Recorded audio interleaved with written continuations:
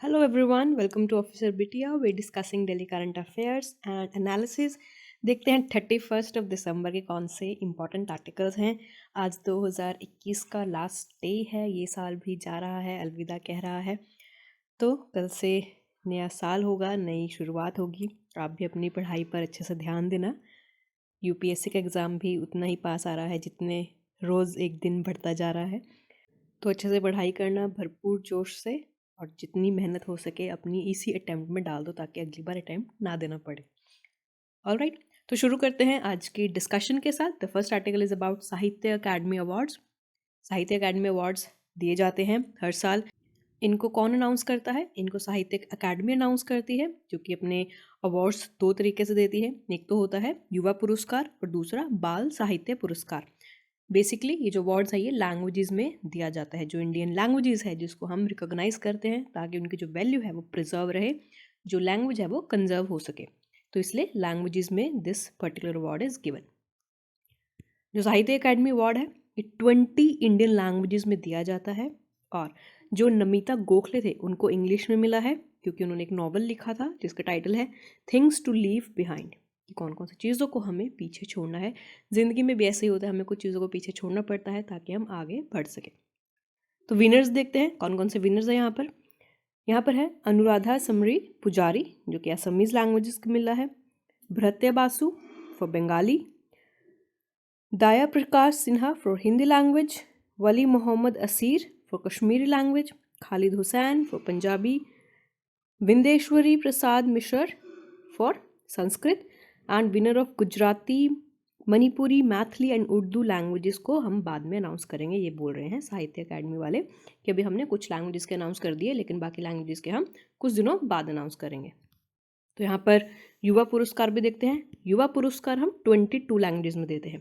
तो आपको ध्यान रखना है युवा पुरस्कार 22 लैंग्वेजेस में, और जो साहित्य अकादमी का खुद का अवार्ड है वो 20 लैंग्वेजेस में होता है। यूपीएससी ऐसे ही कंफ्यूज करता है। कभी आप सोचो कि इंडियन स्केड्यूल में 22 लैंग्वेजेस हैं तो सभी को साहित्य अकादमी अवार्ड देती है। No, that is given only for 20 languages, और जो युवा पुरस्कार है वो 22 लैंग्वेजेस में होता है। एंड इसको किसने विन किया है? दे आर मेघा मजूमदार, क्योंकि उन्होंने एक बुक लिखी है अ बर्निंग, जो कि 2020 में पब्लिश हुई थी। ये बेसिकली इंडिया की स्ट्रगल लाइफ के बताती है। इंडिया का जब इंडिपेंडेंस होने वाला था उन दिनों के बारे में बता रही होती है। जो मेघा मजूमदार है वो इंडिया में ही पली बड़ी है लेकिन अब न्यूयॉर्क में रहती है, वहाँ पर एडिटर इन चीफ का काम करती हैं। यहाँ पर और जो अवार्डीज़ हैं उनका नाम दिया गया है। Abhijeet Bohra for Assamese, Gaurav Chakraborty for Bengali, Drishti Soni for Gujarati, Himanshu Vajpayee for Hindi, Mahesh Dahal for Nepali and Shweta Padma Sahityapati for Sanskrit language. अब बाल साहित्य पुरस्कार भी यहाँ पर होते हैं। बाल साहित्य पुरस्कार भी 22 लैंग्वेजेस में दिए जाते हैं। युवा और बाल, they are both referring to youth, तो इसलिए दोनों को हम 22 लैंग्वेजेस में दे रहे हैं।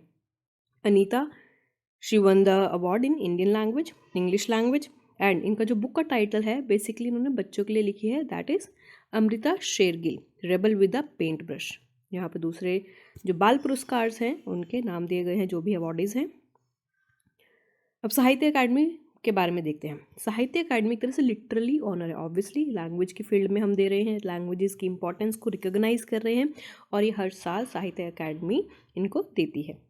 ये बेसिकली किन राइटर्स को दिया जाता है? जिनकी बुक्स बहुत आउटस्टैंडिंग होती है, उनका जो वर्क है बहुत ज़्यादा हाई क्लास मेरिट का होता है, जो कि 24 मेजर लैंग्वेजेस में पब्लिश की जाती है। यहाँ पर हम 24 मेजर इंडियन लैंग्वेजेस की बात कर रहे हैं एंड 22 लैंग्वेजेस जो इन 8th स्केड्यूल में गिवन है।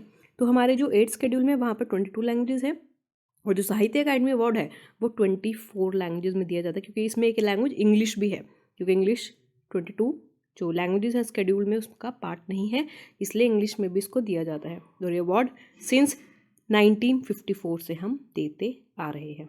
So this is about the award, so you should know. Crisis हम पहले भी पढ़ चुके हैं। क्रीमिया क्राइसिस जिसको बोलते हैं, वहाँ पर एक तरह से क्रीमिया के ऊपर, एनेक्सेशन के ऊपर लड़ाई होती है बिटवीन रशिया एंड यूक्रेन। जो यूक्रेन है वो भी पहले सोवियत यूनियन का पार्ट था, लेकिन जब डिसइंटीग्रेट हुआ तब से वो क्रीमिया पर अपना हक जमाता है। सिमिलरली रशिया भी क्रीमिया पर अपना हक जमाता है। और जो टर्की है वहाँ पर उन्होंने एक तरह से अपनी डिमांड यहाँ पर जाहिर की है, एक तरह से कुछ अर्ज किया है रशिया को कि अपना one sided demand regarding NATO को छोड़ दे, जो भी उनकी डिमांड चल रही है कि आप मॉडरेट अप्रोच यहाँ पर बनाएं, और जो यूएस और वेस्टर्न अलायंस है उनके साथ लड़ाई, जो हमारा कोल्ड वॉर हुआ था वो भी यूएस और रशिया के बीच में हुआ था, क्योंकि जो यूएस है वो भी यूक्रेन को सपोर्ट कर रहा था, इसलिए रशिया और इनडायरेक्टली यहाँ पर यूएस के बीच में ही लड़ाई हो रही थी। सो पहले रीजन देखते हैं। This is the map, this is your Crimean peninsula, this is your Russia and this is Ukraine. तो बेसिकली ये ब्लैक सी है, ये भी बहुत इंपॉर्टेंट है। रशिया बोल रहा है कि ब्लैक सी का एरिया उसके लिए भी बहुत इंपॉर्टेंट है, बिकॉज ये बहुत स्ट्रैटेजिक लोकेशन पर लोकेटेड है। आप देख सकते हो ये एशिया से भी कनेक्ट करता है, इधर यूरोप से भी कनेक्ट हो रहा है, और इधर रशिया से भी कनेक्ट हो रहा है। यहाँ पर कौन कौन सी जो स्टेट्स हैं आप देख सकते हो जो इसको बॉर्डर कर रही है। These are Bulgaria, Romania, Ukraine, Russia, Georgia, Turkey. Okay, and यहाँ पर आप देख सकते हो एक तरह से स्ट्रैटेजिक लोकेशन है, क्योंकि अगर कोई भी कम्युनिकेशन है, कोई भी सामान आ रहा है तो ईजिली यहाँ एज अ चैनल ही काम करेगा, ट्रेड ईजिली हो जाएगा, कनेक्टिविटी बढ़ेगी। तो बेसिकली हम कोशिश करते हैं आज के टाइम में, we are trying to annex as much as area of sea और लैंड, ताकि हमारी जो ट्रेडिंग है वो हो सके और हम अपना ट्रेड को एक्सपैंड कर सके in different continents of the world. अब टर्की देखते हैं। टर्की कहता है कि जो रशिया है वो अपने कॉम्बैट ड्रोन्स यूएस में देता है ताकि वहाँ पे एज अ स्पाई की तरह वो काम करे, और लेकिन जो रशिया है वो उसको डाउट होता है कि वो यूक्रेन भी यूज़ कर सकता है, जहाँ पर सेपरेटिस्ट टेंडेंसीज होती हैं, जहाँ पर भी वो इंडिपेंडेंस की बात करते हैं। टर्की ने रिक्वेस्ट किया है कि जो यूएस एंड नेटो है वहाँ पर आप advance missile defence system acquire मत करो रशिया से, क्योंकि वहाँ पर हमने ऑलरेडी यूएस की सैंक्शंस लगाई हुई है। ऑल्सो उन्होंने रशिया को ये भी बोला है कि अपने जो डिफरेंसेस हैं वो ख़त्म करो, बात करो, डायरेक्ट नेगोशिएशंस करो, जो कि नाटो चीफ सेंस स्टोल्टनबर्ग ने रिकमेंड किया है। तो यहाँ पर एक तरह से पीस मेंटेन करने की टर्की बात कर रहा है। इंडिया का क्या स्टैंड है, इंडिया इसमें क्या बोल रहा है? इंडिया ऑब्वियसली, इंडिया ने नाटो को ज्वाइन नहीं किया था, बिकॉज ये नाटो एक तरह से मिलिट्री अलायंस है जो यूएस ने इस्टेब्लिश किया था against Soviet union after the second world war. तभी हमारा कोल्ड वॉर भी शुरू हुआ था, जब हमारा वर्ल्ड दो पार्ट्स में डिवाइड हो गया था, और इंडिया ने ना रशिया को सपोर्ट किया था उस टाइम पर, ना ही यूएस को सपोर्ट किया था। और अभी भी इंडिया ने वेस्टर्न पावर्स को ज्वाइन नहीं किया हुआ और अपनी लो प्रोफाइल ही रखा जब रशिया ने इंटरवेन किया था क्रीमिया के अंदर। इंडिया ने यूक्रेन स्पॉन्सर्ड रेजोल्यूशन को भी वोट नहीं दिया था, उसको सपोर्ट नहीं किया था, क्योंकि वो ह्यूमन राइट वायलेशंस के ऊपर जो रेजोल्यूशन था यूके ने चलाया था कि क्रीमिया में हो रहा है, ऑल्सो इनडायरेक्टली तो बैक रशिया को ही वो कर रहा था। तो इंडिया यहाँ पर हमेशा से फ्रेंडली रहा है। कोल्ड वॉर में नो डाउट इंडिया ने दोनों में से किसी भी अलायंस को ज्वाइन नहीं किया था, लेकिन यहाँ पर हम देख सकते हैं कि वो इनडायरेक्टली रशिया को बैक करता है जब उन्होंने यूक्रेन का सपोर्ट नहीं किया था। अब नाटो के बारे में देखते हैं। नाटो एक तरह से वाशिंगटन ट्रीटी भी इसको बोलते हैं, नॉर्थ अटलांटिक ट्रीटी के थ्रू ही ये फॉर्म हुआ था 1949 में। कौन कौन सी फाउंडिंग स्टेट्स थी? इसमें थी US, Canada and western European Nations, और ये सोवियत यूनियन के अगेंस्ट ही हुआ था। इसके अंदर आर्टिकल 5 भी है जो कहता है कि अगर एक अलायंस का मेंबर के ऊपर कोई दूसरी कंट्री, दूसरी अलायंस की कंट्री अटैक करती है तो नाटो के जितने भी मेंबर्स हैं वो समझेंगे कि हमारे ऊपर ही अटैक हुआ है और वो फिर रिटेलिएट करेंगे। अभी 2019 में we have 29 member states with Montenegro, जो इसका लेटेस्ट मेंबर है, उन्होंने 2017 में ज्वाइन किया था। तो बेसिकली नाटो एक तरह से न्यूक्लियर अम्ब्रेला है यूएस की, क्योंकि ये प्रोटेक्ट करता है। यहाँ पर न्यूक्लियर वेपन स्टेट भी हैं, जिसमें बहुत ज़्यादा मिलिट्री अलायंस हम जिसको बोलते हैं, लोगों को प्रोटेक्ट करता है, अपने मेंबर नेशंस को बेसिकली प्रोटेक्ट करता है। Next is about India US technology based energy solutions. तो यहाँ पर इंडिया और यूएस ने कोलैबोरेशन किया है इनोवेशंस के ऊपर कि हमारा जो मेन एम है, टारगेट है, वो नेट ज़ीरो एमिशन का होगा, ताकि जो क्लाइमेट चेंज है उसको ख़त्म हो सके, और जो एनर्जी में इतने ज़्यादा चैलेंजेस आ रहे हैं, कंजर्वेशन चैलेंजेस हैं, रिन्यूएबल सोर्सेज में अभी इतनी ज़्यादा डिप्लॉयमेंट नहीं है, उसके चैलेंजेस हैं, ताकि वो चैलेंजेस पर हम काम कर सकें और डिफरेंसेस को ख़त्म कर सकें। यहाँ पर United nation India science and technology endowment fund भी बनाया जाएगा, जो कि फंडिंग की तरह हेल्प करेगा। जो यूएस की गवर्नमेंट है और जो इंडिया है, उन्होंने US India science and technology endowment fund बनाया है। कौन कौन से ऑर्गेनाइजेशन ने? Department of state of US and department of science and technology of India. ताकि जो जॉइंट एक्टिविटीज़ हैं दोनों कंट्रीज़ के बीच में, जो वो इनोवेशन करना चाहते हैं, एंटरप्रेन्योरशिप करना चाहते हैं, टेक्नोलॉजी ब्रेक थ्रू लाना चाहते हैं through the application of science and technology, वो ईजिली यहाँ पर हो सके। ऑल्सो जो फंड का एम है वो बेसिकली यही होगा कि R&D को सपोर्ट करे, पब्लिक गुड के बारे में सोचे, लोगों की भलाई के बारे में सोचे, टेक्नोलॉजी कैसे डेवलप करे, जहाँ पर पार्टनरशिप तो हमारी रहे सस्टेन US और इंडिया के बीच, जो पब्लिक है उनका भी फ़ायदा हो, हमारी जो रिन्यूएबल एनर्जी है उसके ऊपर डिपेंडेंस बढ़ जाए। और जो फंड है ये इम्प्लीमेंट होगा Indo US science and technology forum से। This is the organisation that will help in administering this particular fund. अब देखते हैं बेसिकली इस प्रोग्राम में होगा क्या। यहाँ पर साइंस बेस्ड एंटरप्रेन्योरशिप एक्टिविटीज़ को लेकर आया जाएगा, इनिशिएटिव्स बनाए जाएंगे जो कि next generation clean and renewable energy, energy storage and carbon sequences पर ध्यान देगा। Now what is carbon सिक्वेंशन?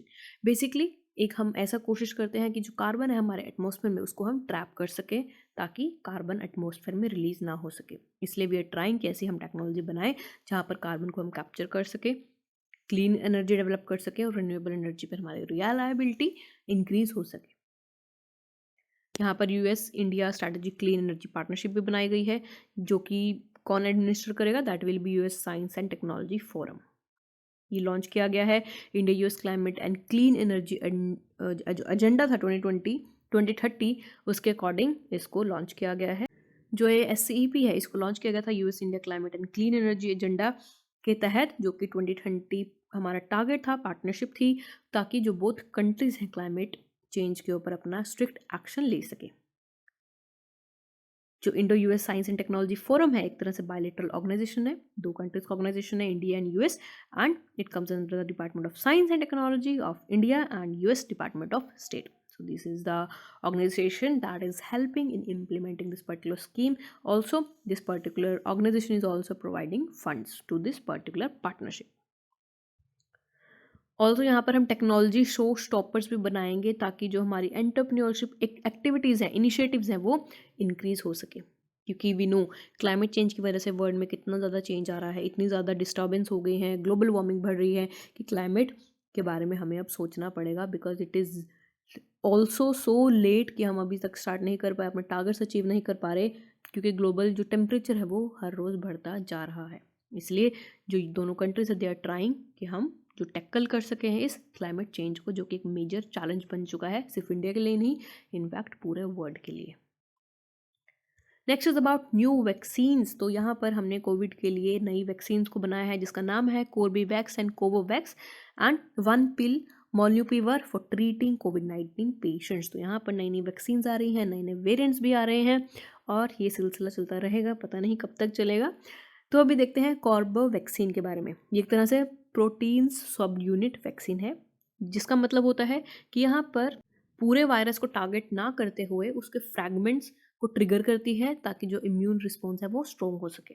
यहाँ पर जो सब यूनिट वैक्सीन है उसके अंदर एक तरह से हार्मलेस स्पाइक प्रोटीन हम डाले जा रहे हैं जिसको हम एस प्रोटीन बोल रहे हैं।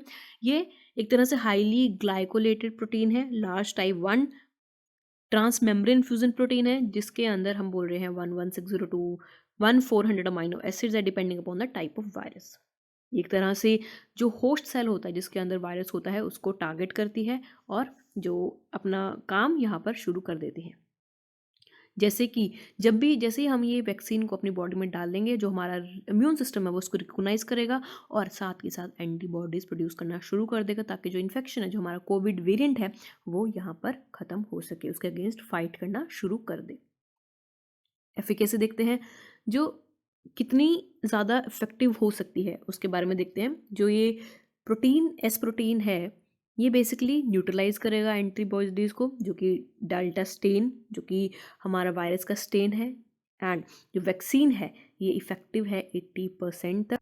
तो यहाँ पर काफ़ी ज़्यादा जो ऑर्गेनाइजेशन उन्होंने स्टडी भी किया है ताकि जो हमारी ये वैक्सीन है इसकी कितनी ज़्यादा एफिकेसी है एंड कितना ज़्यादा ये रिस्पॉन्स प्रोवाइड करती है। Next is Covovax. कोवोवैक्स के बारे में देखते हैं। एक तरह से रिकॉम्बिनेंट नैनो पार्टिकल वैक्सीन है जिसको सीरम इंस्टीट्यूट ऑफ इंडिया ने बनाया है और ये भी एक तरह से प्रोटीन सब यूनिट वैक्सीन है, बट इसके अंदर हम नैनो पार्टिकल टेक्नोलॉजी को यूज़ कर रहे हैं जैसे कि RNT, एंड इसको US बेस्ड नोवावैक्स ने बनाया है। क्या होता है इसमें? रिकॉम्बिनेंट नैनो पार्टिकल वैक्सीन में। इसमें एक तरह से जो रिकॉम्बेंट प्रोटीन वैक्सीन है वो बहुत इंपॉर्टेंट है कोविड वायरस को ख़त्म करने में, उसको स्प्रेड रोकने में। और ये बेसिकली बताती है कि कैसे जो हमारी बॉडी है वो इम्यूनिटी को डेवलप करती है जब वायरस हमारी बॉडी में जाता है यूजिंग स्पाइक प्रोटीन। इसमें क्या हो रहा है, जो स्पाइक प्रोटीन हम इंजेक्ट कर रहे हैं बॉडी में वो बढ़ने लगता है, उसकी कॉपीज बढ़ने लगती है। अगर हम किसी पर्टिकुलर सेल में टारगेट कर रहे हैं तो बहुत जल्दी ग्रो करता है, मल्टीप्लाई कर रहा है। फिर बाद में इसी प्रोटीन को एक्सट्रैक्ट कर लिया जाता है और वायरस लाइक नैनो पार्टिकल्स में हम इसको कन्वर्ट कर देते हैं। ये एक तरह से इम्यून बूस्टिंग कंपाउंड भी है एंड यही technology HPV and hepatitis B vaccine में भी यूज़ होता है। और ये वैक्सीन 96.4% इफेक्टिव है। तो आप देख सकते हो जो हमारा ओरिजिनल वायरस स्ट्रेन है उसके अगेंस्ट 96% तक इफेक्टिव है, और जो हमारा अल्फ़ा स्टेन है उसके अगेंस्ट 86% तक इफेक्टिव है। एंड जो ओवरऑल एफिशिएंसी की बात करें तो दैट इज़ क्लोज टू 90%। तो आप देख सकते हो ये वैक्सीन्स बहुत ज़्यादा कामयाब है हमारी एफिकेसी के लिए, हमारी ट्रीटमेंट के लिए। इसलिए जो पूरे इंस्टीट्यूट्स हैं, डॉक्टर्स हैं, साइंटिस्ट हैं, they are studying the mutant virus, ताकि जो हमारी कंट्री है वो वायरस सेफ हो सके। Next is molnupiravir. ये एक तरह से ओरल वायरल ड्रग है। ये भी, इसमें क्या होता है, जो हमारे एरर्स होते हैं जेनेटिक कोड में, वायरस के जेनेटिक कोड्स में, उसको स्टडी करता है और उसमें रेप्लिकेशन को प्रिवेंट करता है। मतलब अगर वायरस हमारी बॉडी में है तो वो मल्टीप्लाई ना कर सके, उसकी जो बॉडीज़ हैं वो और ज़्यादा इन्फेक्शन ना फैलाए, इसलिए उसको वहीं पर रोक देता है। और ये सेफ़ एंड इफ़ेक्टिव है और आप इसको 5 दिनों से ज़्यादा यूज़ नहीं कर सकते क्योंकि ये यूएस अथॉरिटीज़ ने ऑथराइज़ नहीं किया हुआ, और ये जो 18 साल से कम के बच्चे हैं उनमें भी यूज़ नहीं होगा। इसके साइड इफ़ेक्ट भी हैं, बोन एंड कार्टिलेज ग्रोथ को हैम्पर कर सकता है। और इंडिया में आप ये ड्रग ले सकते हो, लेकिन अगर आपका को ऑक्सीजन लेवल 93% से कम है तब आप ये ड्रग नहीं ले सकते। 93% से ज़्यादा होने के बाद ही आपका जो ऑक्सीजन लेवल है अगर सही मात्रा में दिख रहा है तभी आप इसको सेफ़ मान सकते हो। So this particular drug solve किया जाएगा अंडर प्रिस्क्राइब्ड कंडीशन। जो डॉक्टर हैं वो प्रिस्क्राइब करेंगे तभी आप ये ऑरल ड्रग ले सकोगे। So these are the 3 new drugs viruses strain के अगेंस्ट जो काम कर रहे हैं गवर्नमेंट ऑफ इंडिया एंड जो यूके गवर्नमेंट है, उन्होंने साथ में मिलकर ये ड्रग को प्रोड्यूस किया है। So this is all about today's session. So thank you very much and all the best for your preparation.